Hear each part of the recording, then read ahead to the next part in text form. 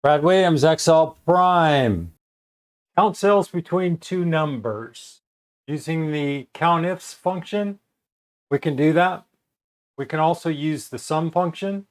Now let's just focus on the COUNTIFS. Here we have a situation where we have name and the score.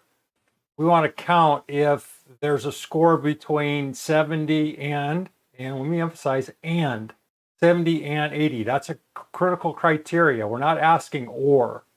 We're asking and using this particular structure. Count if C5 greater than or equal to 70 and C510 less than 80.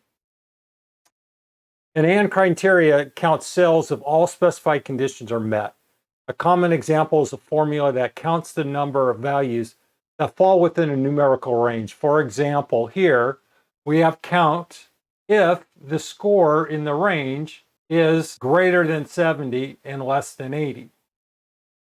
How about greater or equal to 80 and less than 90? The structure again is the range. COUNTIFS in J4 is just the expression, the range, the criteria, the range, and the criteria. Here we have multiple criteria. We're asking criteria range 1, criteria range 2, criteria. If true, then count. If false, don't. We don't have a number between 70 and 80 and it gives us 0. Or another method to do this. The sum function works kind of the same way. The structure is sum, and we have a range, C5, which is what we've been using. We're asking if anything in C5 is greater than or equal to, in this case, E5. Let's use another example. Let's go to the second example. C6 is greater than or equal to E6. In other words, is it equal to 80 or greater than 80 and less than or equal to 90? What's critical here is this asterisk, and that means and. I know it's multiplication, but you're saying, well, that looks like multiplication to me. Well, let me just point out the craziness. If we just highlight this specific range and we hit F9, you're going to see true, true, true, true, true, true, false. If we do the same thing over here in the next, hit F9, and we hit false, true, true, true, true, true, true. So what we're doing is what's true and what's false. So we have true, false. That won't add up.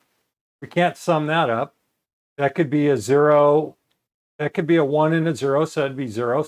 You could still use that multiplication hypothesis. We got true and true. So 1 times 1 is 1. Then we have true, false, which is 0. So 1 times 0 is 0. Then we have true, true. That's 1 times 1. And then we have true, true. That's 3. So it'd be 1 times 1 is 3. You can think of this as an and or a multiplication. And then we have false, true. Why are we using this true, true, false, false? Because if we look at this number, F9, it's going to go 0, 1, 0, 1, 1, 0.